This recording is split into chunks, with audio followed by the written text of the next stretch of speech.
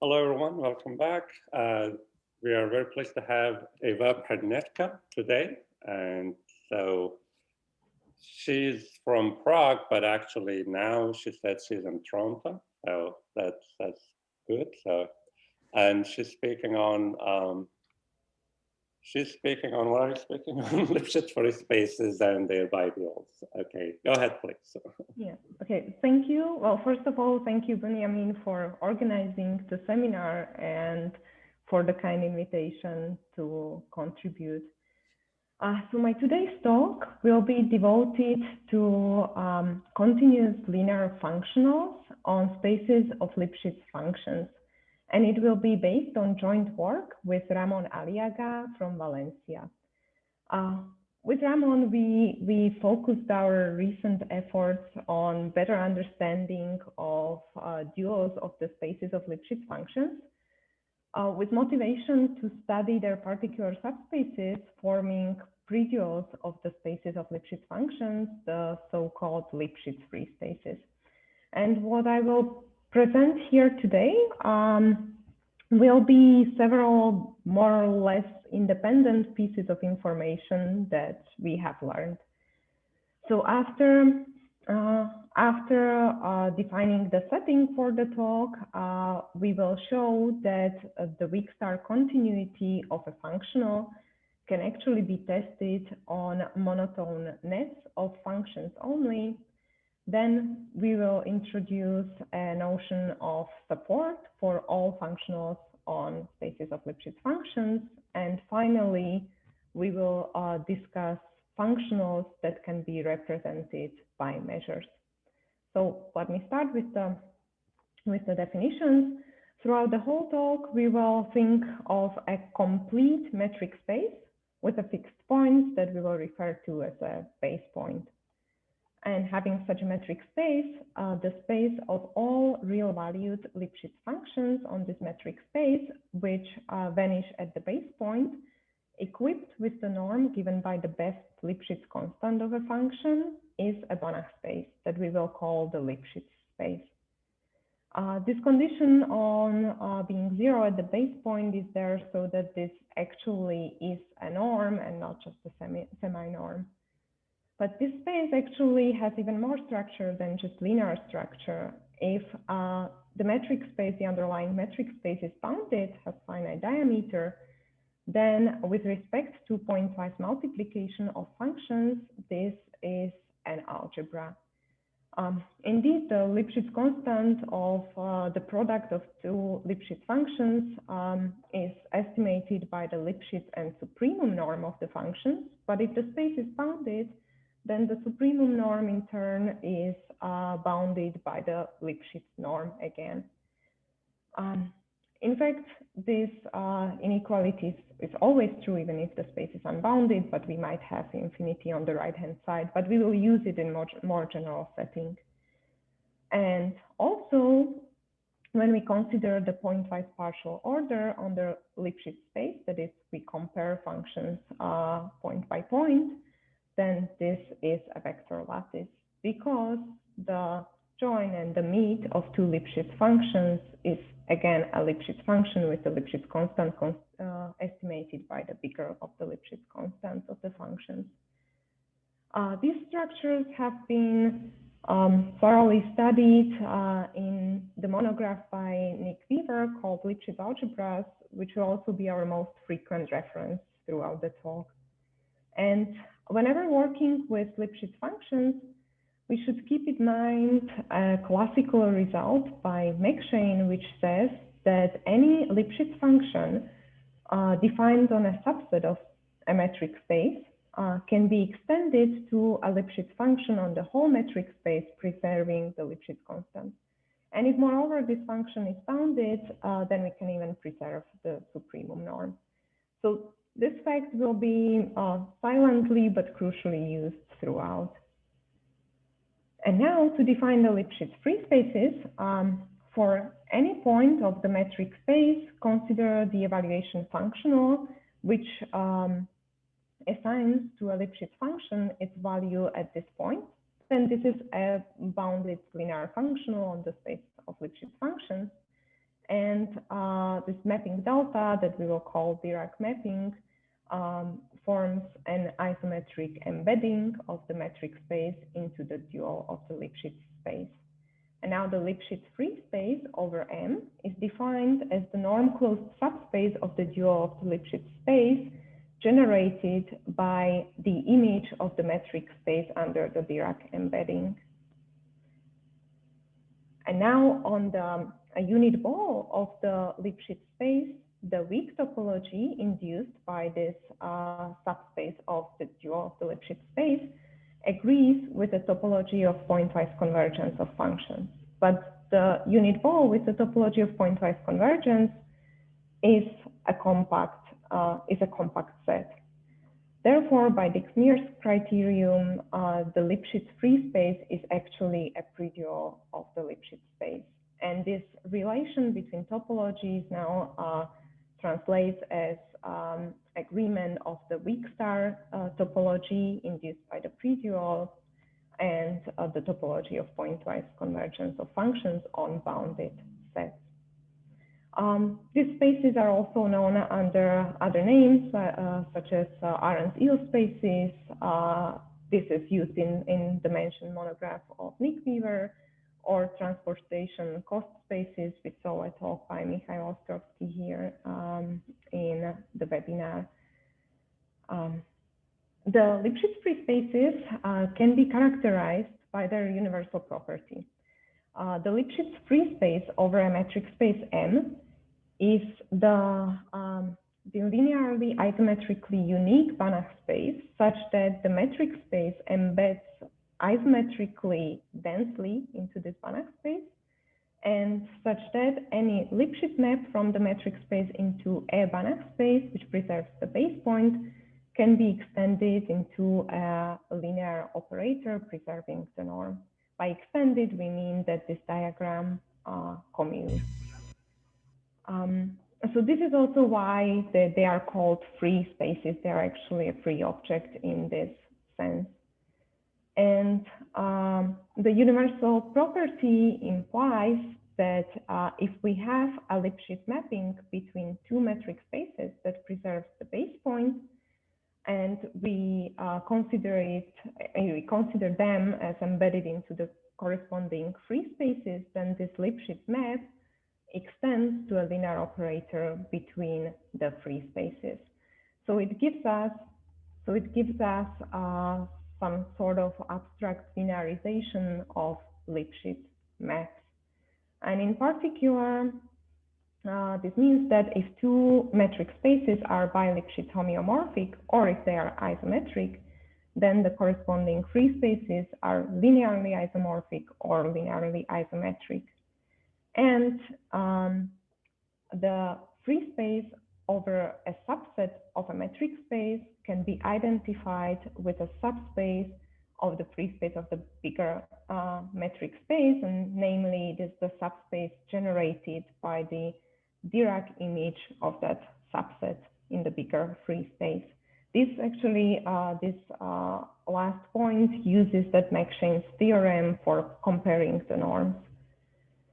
And if this is in particular applied to Banach spaces in place of these metric spaces, so if we consider Banach spaces with the metrics given by the norms here, then this makes Lipschitz free spaces a useful tool for studying the nonlinear geometry of Banach spaces, for studying the Lipschitz classes of Banach spaces. And this direction was initiated by Godefroy and Carlton, who also coined this name of Lipschitz free space, who used Lipschitz free spaces to show, for example, that the bounded approximation property for Banach spaces is stable under bi-Lipschitz homeomorphisms, or that if a separable Banach space embeds isometrically into another Banach space, then it already embeds linearly isometrically.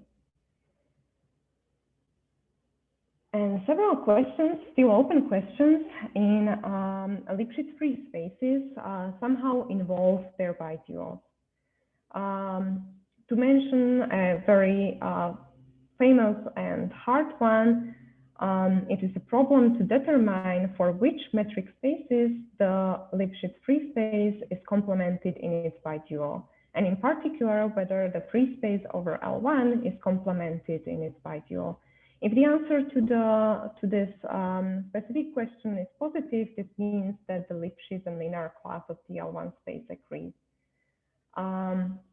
The only existing result in this direction, as far as I know so far, is a result by Sud, Kalenda, and Kaplitsky, who showed that the free spaces over finite dimensional Banach spaces are complemented in their biduals. Another question which somehow involves the bidual of free space is a question whether the free space is actually a unique predual of the Lipschitz space. A positive answer was already given for a wide class of metric spaces by Nick Weaver. This class includes, for example, bounded metric spaces or Banach spaces. But in full generality, the question remains open. And other properties for whose studying it could be useful to know a bit more about the dual of Lipschitz space could be weak sequential completeness, or so-called property X, which is a stronger property to both weak sequential completeness and uniqueness of predual.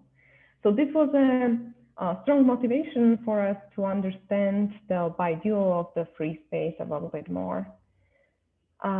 And in this result about uniqueness of predual, Weaver uses a notion of normal functionals. So let us have a look at those.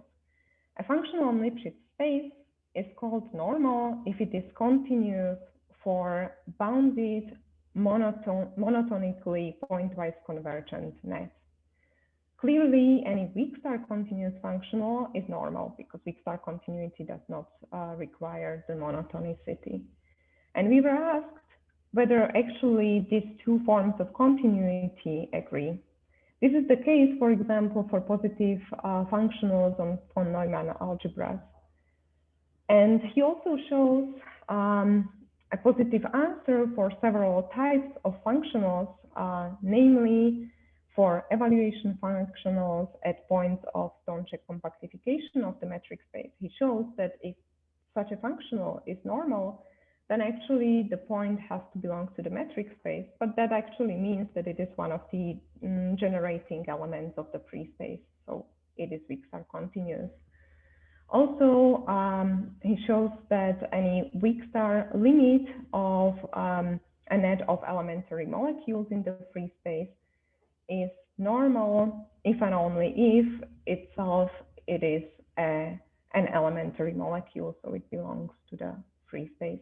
And later he generalizes the first result to all positive functionals where the positivity comes from the pairing with the Lipschitz space. That is, a functional is positive if it is positive at any positive function. And recently we completed this list with a general case, and we showed that any normal functional on Lipschitz space is weak star continuous. This result is a bit in the spirit of a Radon-Nikodym theorem for L1 spaces, for capital L1 spaces, which says that order continuous functional on L infinity has to belong to the predual, that is to L1 space. For us, this order continuity on bounded nets would correspond to normality. I will not prove this result, but I would like to point out a reduction step from the proof that itself is of independent interest. So we actually proved the result for a bounded complete metric space with isolated base point, that is for an annulus. The advantage of this setting is that since the metric space is bounded, then the Lipschitz space is an algebra. So we can multiply any two Lipschitz functions, and we will use this to multiply functions with weights that would restrict the support of functions. And since the base point is isolated, then this blue function on the picture is actually a Lipschitz function, and it forms an order unit in the vector lattice lib m. That means that any Lipschitz function can be estimated or can be majorized by a multiple of this function. And we will use this order unit to translate functions by a constant. So, and then the proof in this particular setting is rather technical constructive proof. So let us see why we can do this reduction, or how we can do this reduction to annulus. For any bounded Lipschitz function h on M, we can define a mapping that multiplies a Lipschitz function with the function h. If the support of function h is bounded, then this mapping is actually a bounded linear operator on the Lipschitz space with norm estimated by this expression. This comes from the estimate we had on the very first slide for a product of two Lipschitz functions. And also, of course, for the complement of the functions, since this operator can be expressed as the difference of two bounded operators, it is a bounded operator. So this is an operator that equips a function with some weight. So we will call it a weighting operator. And when composed with a functional, this operator actually restricts the action of the functional to the support of the weight. So we will use it as a Lipschitz restriction operator. In particular, consider these operators for the functions as on the picture. So on the picture, the baseline is the metric space. The intervals are balls around the base point, and the functions can respectively be seen as sort of like Lipschitz equivalent to characteristic function of a ball, Lipschitz characteristic function of an annulus, and Lipschitz characteristic function of the complement of a ball. So these all produce bounded linear operators in this sense, and although their Lipschitz constants change with changing n here in the interval, this product, which is important for the norm of the operator, remains the same because it's compensated by the radius of the support of the function. So all such operators are uniformly bounded, independent of n. And we showed that using these operators, these weighting operators, we showed that any functional on Lipschitz space can be decomposed into a part that sort of concentrates at the base point, that concentrates at the infinity, and a part that avoids both the base point and the infinity. Now, within this expression, you forget the limit symbols. Since these functions form a partition of unity, the identity is obvious. So what actually is the content of the statement is that these limits exist, that these sequences converge. And that, I would just tell for those who are acquainted with this, the proof of this is an adaptation of Carlton's decomposition result for Lipschitz free spaces, its extension to the bidual. So in this way, we can do the reduction as follows. Since for any positive Lipschitz function, the sequence of its restrictions to annuli increases pointwise to the function. For a normal operator, we have that its evaluation at a function is the limit of its evaluations at the restrictions of the function to the annuli, which means that the functional is the weak star limit of its restrictions to annuli. But now, thanks to the decomposition result, we know that this limit actually exists in norm. So they have to agree, and we get that a normal functional can be in norm approximated by its restrictions to annuli. This is why we could do that reduction for the problem of normal operators. And obviously, even before we know that normal and mixed star continuous agree, we obtain the same for a Lipschitz free space elements. And in fact, we will do this assumption on such inequality more often in our following results. because allowing some mass at infinity or at the base point can actually lead to some pathological cases. So we will often need this requirement, otherwise our results might fail. But the class of such functionals as we see is wide enough in the sense that it at least covers the whole Lipschitz free space. Okay, and now let me move to the notion of support. So first, let me recall that for a subset K of a metric space M, the free space over K can be identified with a subspace of the free space over M that is generated by the Dirac image of the subset K.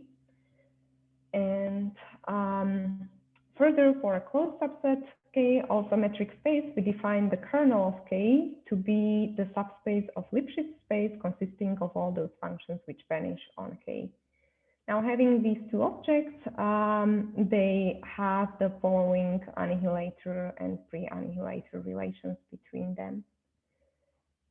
And in our earlier work with Ramón Aliaga, Colan Petitjean, and Tony Procházka, we defined a notion of support for elements of Lipschitz free spaces. So for an element of Lipschitz free space, M, we define the support of M to be the intersection of all closed subsets of the metric space, K, such that M belongs to the free space of this subset. And in view of these annihilator relations, this is the same as the intersection of all closed subsets of M, such that M evaluates as 0 on all functions that vanish on the subset. And we proved that the support actually belongs to this class on the right-hand side. That is, it can be defined as the smallest set in this class. Which means that it actually has the natural properties that we would like from the support to have. That is that M belongs to the free space of its support, or that the action of the element M is decided only or depends only on the values of functions on the support of M. So this also shows that it is a natural extension of an intuitive notion of support for finite linear combinations of evaluation functionals, or as we will see later, it is also an extension of support for measure-induced functionals. So this property is natural, but actually it was not that trivial to prove, and it depends heavily on the algebraic structure of the Lipschitz space. So what we want to show is that an element of free space belongs to the free space of its support, or that it vanishes at any function which is 0 on its support. But this statement is actually equivalent to the intersection property as follows. That the intersection property says that the intersection of free spaces is actually the free space of the intersection of sets. And this, in view of the annihilator relations, has a dual equivalent in terms of ideals in the Lipschitz space, which reads as this inequality here in the middle. And now, thanks to the decomposition result, we may assume, since we are working with fixed star continuous functionals, we may assume that the space M is bounded. But if the metric space is bounded, then the Lipschitz space is an algebra. And then any kernel is a weak star closed ideal in this algebra. And also this expression on the left-hand side is a weak star closed ideal. And now we can apply a result by Weaver, which says that actually any weak star closed ideal has the form of a kernel in the Lipschitz space. It is the kernel over a set of all points, or like a null set for the ideal, that is set of all points that functions from the ideal vanish on. So when we apply this result to the weak star closed ideal here on the left-hand side, we obtain the identity, the required identity. So we see that the proof is really algebraic. And now we would like to extend this notion of support from Lipschitz free spaces to their biduals, that is to any functional on Lipschitz space. Well, first, for that, we have to choose appropriate setting for the support, because subsets of the metric space are in this case not enough. Indeed, let's think of a bounded metric space. Then any Lipschitz function is pointwise estimated by its Lipschitz constant. So any evaluation functional or the evaluation functional at any point of the Stone-Czech compactification of this metric space is actually a bounded linear functional on the Lipschitz space. And for such, well, we would like to have for the support that the support of such evaluation functional is actually this point xi at which we evaluate. But that one is from the, might be from the remainder of the compactification and not from the space M. So we will want to think for finding supports of functionals, we want to think of some compactification of the metric space that allows extensions of bounded Lipschitz functions. But the Stone-Czech compactification itself is rather too big because it does not provide uniqueness. Let us see this on an example. So consider a metric subspace of the Euclidean plane as on the picture, that is this blue and red points. Then both blue and red sequence here has some cluster point in the Stone-Czech compactification. And these two cluster points are distinct because a characteristic function of the blue part is a continuous function since the space, since the metric space is discrete. So it separates points, the two cluster points. However, these 2 points cannot be separated by Lipschitz functions because since the red and blue part, the distance between red and blue part diminishes, any Lipschitz function has to have the same value on both cluster points. So as a functional on Lipschitz spaces, we obtain that the difference of these two evaluation functionals is 0. But we would like to have for a 0 functional that it has empty support. And for any linear combination of evaluation functionals, we would like the support to be the points at which we consider the evaluation functionals. So this does not match that idea, and moreover, we got an element of free space that is sort of purely supported on the remainder of the metric space. So what we want to think of is we want to identify all points in the compactification that cannot be separated by Lipschitz functions. And this brings us to so-called uniform or Samuel compactification, which is a compactification of a metric space that can be characterized as the smallest compactification to which all bounded real-valued Lipschitz functions can be continuously extended. It is in fact the same as the smallest compactification to which all bounded uniformly continuous functions can be extended. That's why the name uniform compactification. And this compactification has for us these crucial properties, that is that any two disjoint closed subsets of the uniform compactification can be separated by open neighborhoods that are at a positive distance from each other. That means in particular that any two closed disjoint subsets of the compactification and any two distinct points therefore can be separated by Lipschitz functions. And also we have that any Lipschitz function on the metric space can be continuously extended to the compactification if we allow values minus and plus infinity. So this setting indeed satisfies the the ideas that we hinted in the previous slide.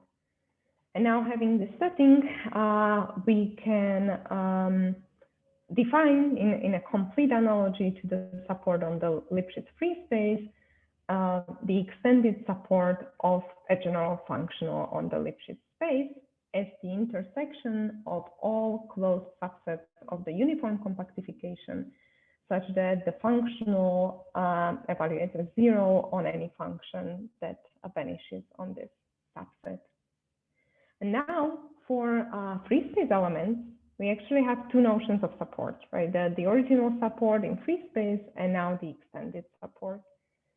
And between them, and we have the following relation. The original support is the intersection of the extended support with the metric space M, and the extended support is the closure of the original support in the compactification.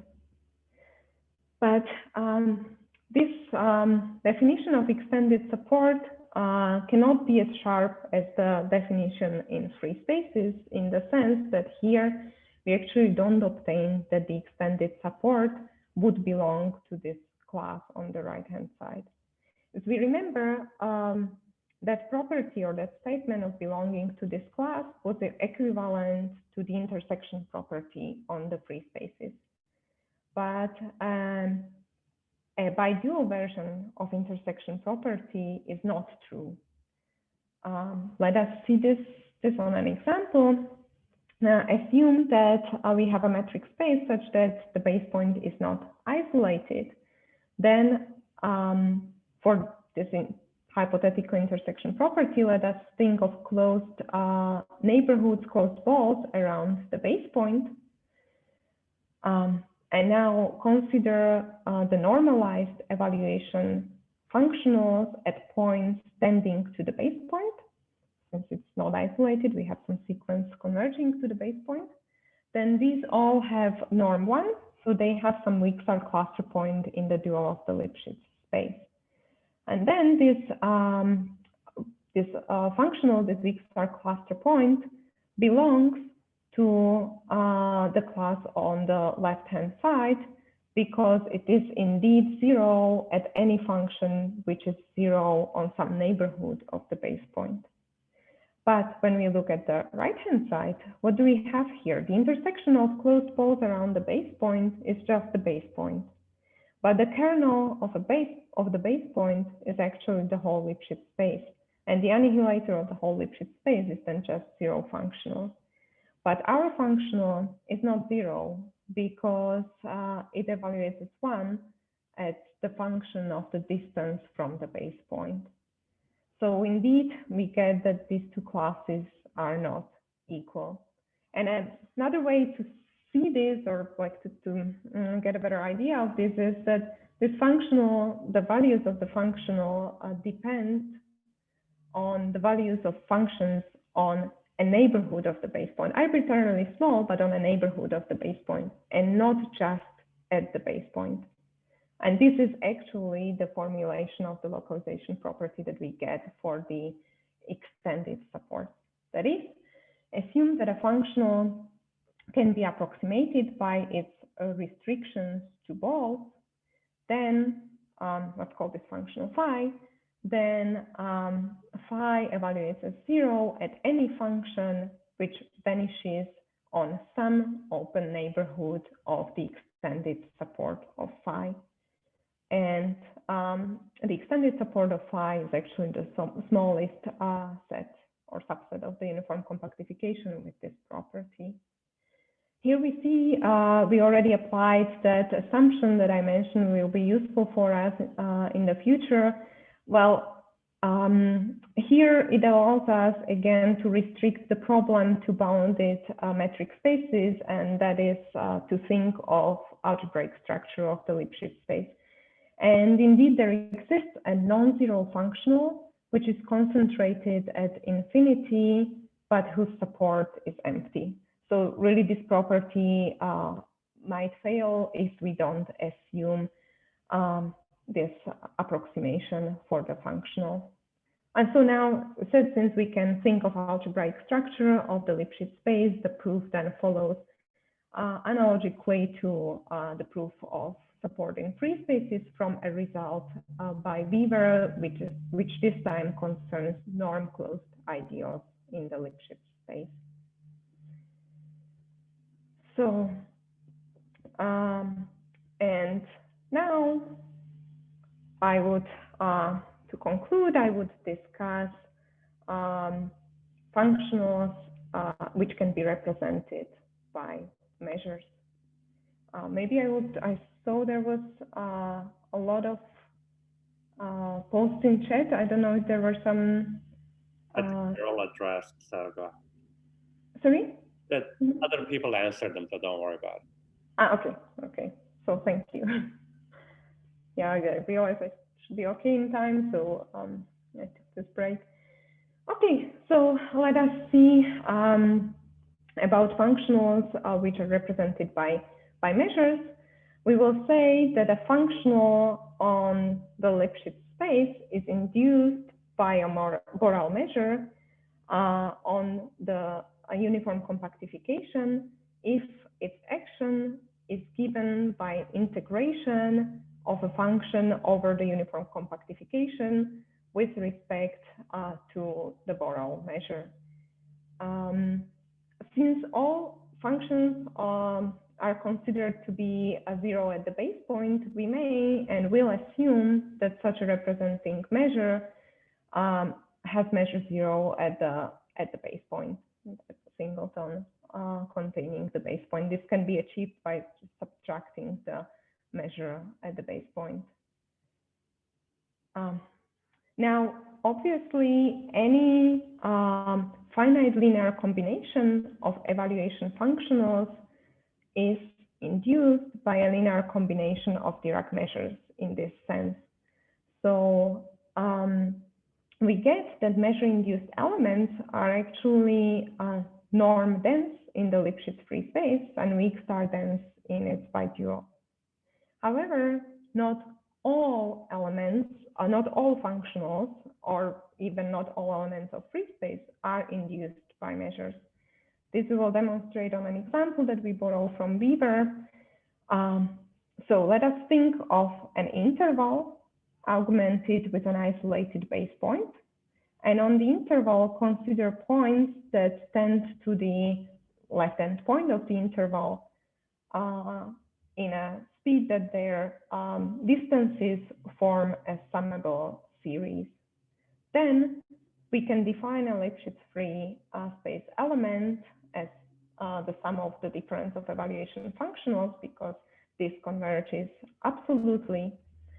I now assume that this free space element would be induced by a Radon measure. Now think of Lipschitz functions that are given by peaks like this. They have some peaks from the right, and then they equal zero on the left side. And the number of peaks increases. We get a sequence of Lipschitz functions whose Lipschitz norms get worse and worse, but this doesn't matter for us, but they are all uniformly bounded by 1.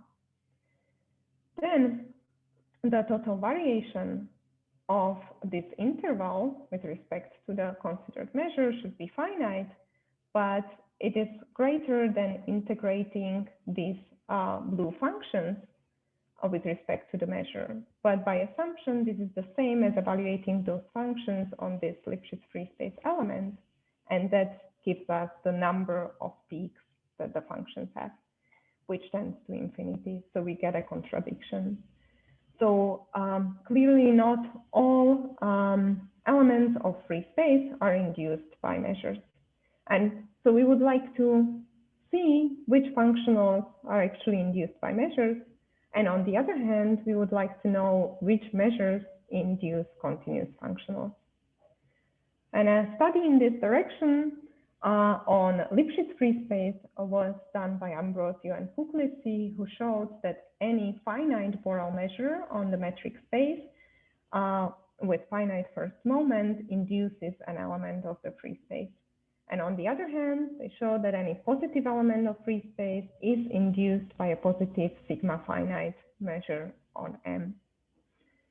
We formulated a bidual version of the first part of the statement, which says that the Borel measure on the uniform compactification of the space induces a functional on Lipschitz space if and only if it has finite first moment. And moreover, we can say something more about these measures. So if a measure induces a functional, then it concentrates on those points of the compactification which are in finite distance from the base point, and it satisfies that it is finite on any closed subset of the compactification not containing the base point. In particular, this means that it is a sigma finite measure which might have some singularity around the base point. And if the measure is irregular, moreover, then its restriction to any closed subset not containing the base point is a radon measure. Also, this condition for a measure to induce a functional means that a restriction of any measure that induces a functional will again induce a functional on Lipschitz space. Now, let us see some properties of functionals that are induced by measures. So assume that phi is induced by an irregular measure from the admissible class that we saw on the previous slide. Then what we get is that its extended support agrees with the support of the measure, and that it is positive if and only if the measure is positive, and that the representing measure is unique.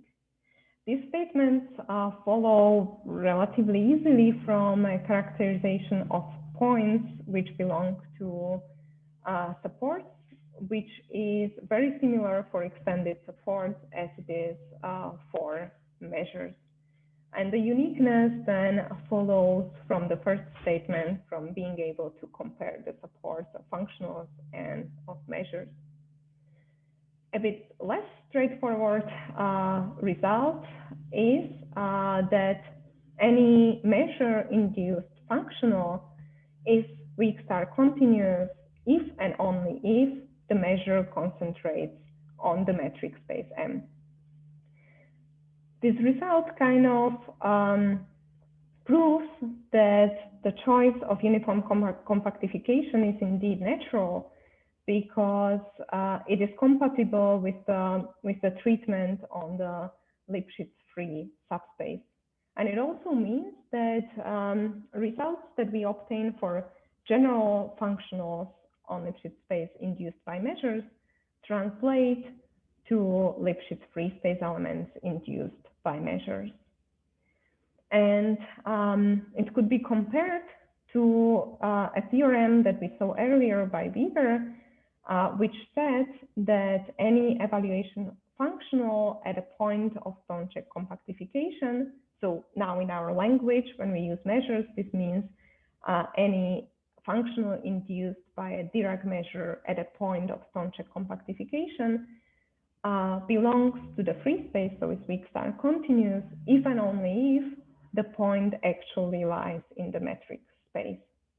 So this is sort of an extension of that result to any measures, but in the setting of uniform compactification. And indeed, the key step for this result was to observe that any point in the remainder of the compactification is roughly set in a positive distance from the metric space. So this allows us to separate it by Lipschitz functions. But when trying to extend this directly in the setting of Czech compactification to any measures, we come across a problem when trying to separate two subsets of the remainder, namely the positive and the negative part of the Hahn decomposition of the measure. But this problem is overcome once we shift the setting to uniform compactification, because there any two close disjoint subsets can be separated by Lipschitz functions. That's why we are able to formulate the result for any measure. And to conclude, let us see which functionals are actually induced by measures, or how to recognize a functional that is induced by a measure. So a short but a little bit less precise answer would be that measure-induced functionals almost correspond to functionals admitting positive majorans. So let me say this more precisely. If we have a measure-induced functional, then by taking the variation of the measure, or the functional induced by the variation of the measure, we get a positive majorand for our functional. So one direction is easy. And on the other hand, if we have a functional that admits positive majorand, then it can be written as difference of two positive functionals. So what we actually prove is it's an analogy of the result by Ambrosio and Puglisi in the bidual setting, which says that any positive functional can be represented or is induced by a positive sigma finite measure. So any majorizable functional can be written as a difference of two functionals which are induced by measures. But we cannot say that itself it is induced by a measure, because these two measures might have some singularity at the base point, so their difference might not be a well-defined measure. That's why there is this almost in this expression. And in fact, we know a little bit more about these functionals admitting majorands. We know that this decomposition into a difference of two positive functionals can be, that we can find an optimal decomposition into difference of two positive functionals, in the sense that any majorizable functional can be written as the difference of two positive functionals which are induced by measures that concentrate on disjoint subsets of the uniform compactification. This is sort of Jordan decomposition for functionals on Lipschitz spaces, and that's actually how it is defined, or how it is found. It is found from Jordan decomposition of the representing measures. And now this optimal decomposition also allows us to define a notion of variation for majorizable functionals, which is the smallest positive functional satisfying the property at the very last line of the slide. So the majorizable functionals are interesting for us because, well, although the dual is not a lattice itself, these functionals admit some variation and then allow us to do these estimates by positive functionals. Okay, and I think this is all I wanted to say. So thank you for your attention. Thank you very much, Eva. Are there any questions or comments? Well, hello from Prague, Marek Sud talking. Thank you for the very nice talk, Eva. Thank you, Marek. I have one question and one little remark. So first the remark, now very closely connected paper where we, with Ansorena, Albiak and Doucha, are building from a metric space, not bounded one, a bounded metric space such that free spaces are isomorphic. From the first half of the talk where you try to reduce your situation to the case when the metric space is bounded. So it should appear on arXiv very soon. So sorry for this advertisement, but it's very closely connected, so I thought it's worth mentioning it. And I have also a question. I have a question are you working on some consequences of your measure-like behavior of points in Lipschitz free spaces and their biduals? I mean, well, something. Yeah, this would be the intention. Excuse me. Yes, yeah, well, yes, this was the motivation. Actually, the motivation for understanding majorisable functionals was that we wanted to see if we could apply some, let's say, lattice similar behavior or lattice similar methods on those, because they allow some estimates. So the idea would be to try to see if we can exploit this information in that direction. But so far, we haven't actually succeeded in directly applying this towards, let's say, concluding any of those open questions at the beginning, but we're sort of hoping to learn more about these elements and then try to apply it this way. Okay, thank you. You're welcome.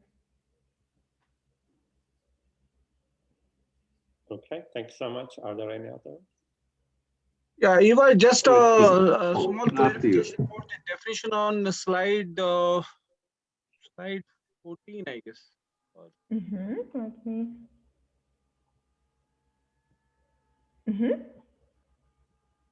Slide 14?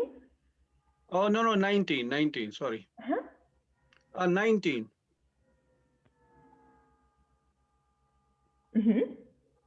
I mean, this second proposition seems to suggest that there's a metric on the Samuel compactification. Is that so?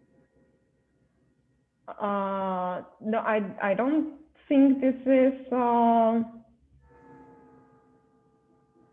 I don't think this should be in general metrizable. But I mean, look at the second condition. I mean, second condition of the proposition, right? Yes. So I'm not sure. I'm not sure which what metric you would have in mind. But then, what is this D? Is it the original metric or what? Okay. Sorry. Yes. So this is. Maybe I wasn't very clear. So this upper index U stands for extension of a uniformly continuous function on the metric space to the whole compactification. Oh, I so see. We take so we take the Lipschitz function, which gives the distance from the base point, and extend it to the whole compactification. Okay, so okay. We integrate extended functions. We integrate extended functions over the whole compactification. Okay. Thank you. You're welcome. Sorry. I have a small historical comment and a naive question, if I may. First, historical comment. Well, first of all, thank you very much for a lovely talk. At the beginning, you mentioned the McShane extension theorem. Yes. Well, I was once in Princeton and I played music with Hassler Whitney. He plays the viola wonderfully and I play the viola not so well. And we played some wonderful Brahms music. And that makes me feel I have to say that this theorem is often called the Hassler-Whitney theorem because it appeared more or less at the same time in papers of both of them. I don't remember the exact details, but the person who played music with me has to get some credit for it also. Okay, thank you. Thank you. That was my historical comment. Now, a very naive question. You were dealing with real valued Lipschitz functions on some metric space, and you have an algebra structure, a commutative algebra structure. And if you take complex valued functions on a Lipschitz space, presumably you can play around with it in such a way that you can apply the Gelfand theory for commutative Banach algebras, and you can ask about the maximal ideal space. Surely someone has already done this in great detail, I don't know. But maybe somehow it will connect with what you're doing.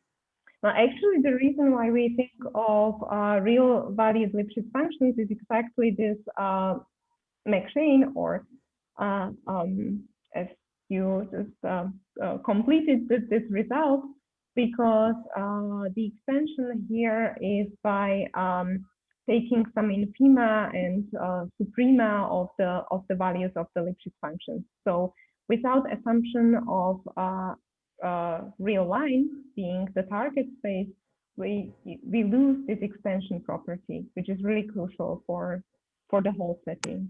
So this is the reason why we are thinking of real valued Lipschitz functions. I think there are some papers where for some spaces this McShane-Whitney theorem does work for complex valued functions too. I don't remember the detail. Okay, then I'm not aware of these. Yeah. But I can't remember the exact conditions, but people have looked at this, and in some cases you have this. Okay. And again, the question arises, is there something in the Gelfand theory, the Gelfand representation of complex Banach algebras, which could connect somehow with what you're doing here? Okay, thank you for this. Yeah, for this idea. Yeah. Yeah, actually, Michael, when you extend Lipschitz functions from a metric space to the whole space, taking values in the complex plane, the Lipschitz constant will not be preserved. Yes, you can still extend, but yeah. Maybe the condition was a quite rigid condition on K rather than on the. I seem to remember maybe for when K is Euclidean space or something like that, you can do it. But that Euclidean space is not interesting for exotic people like you.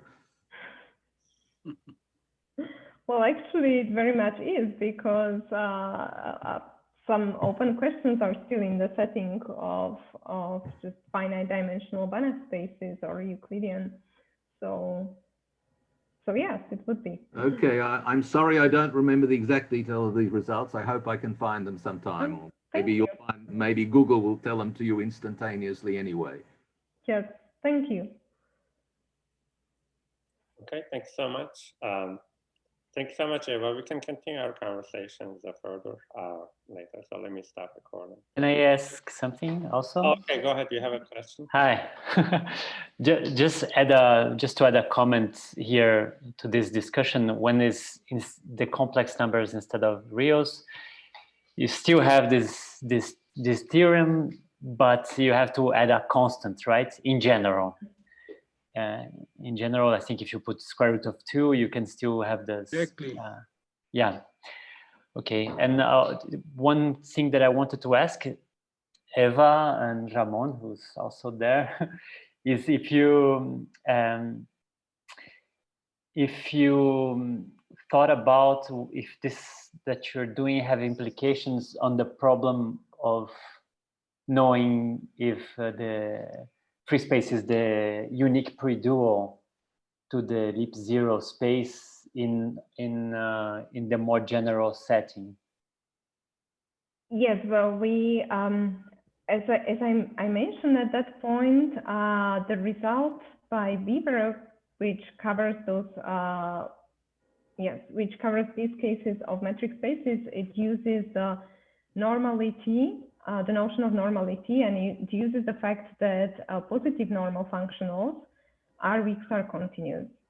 But now knowing that all normal functionals are weak star continuous does not directly extend this result, because the geometric conditions here, they don't stem from the limitation of knowing that normal functionals are weak star continuous only for positive ones. So it would require a different method, a different proof. We want to focus on this a little bit more. We tried briefly, but some direct extensions did not work out. And in general, actually, the normality plays well with positive or with majorisable functionals, right? Because it allows some inequalities. In full generality, didn't find it that powerful for a general functional. I don't know if Ramón would like to add some. Eva, are there Banach-Stone type of results available for free spaces?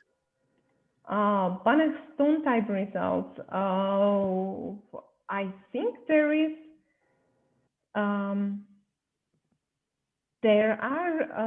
There is a result of this type by Nick Weaver in his book. Now I would not be able to quote exactly, but yes, if you check in his monograph, there actually are some results in this direction. Yes. I mean, for metric space or Banach spaces? For very special metric spaces. For Banach spaces, it is probably not the case, but for very special metric spaces. Okay. I would like to mention that recently there was a result of Banach-Stone time for finite metric spaces by 4 people. It was an archive by Alexander Fradilisi, Garcia Lirola, and Zvavich.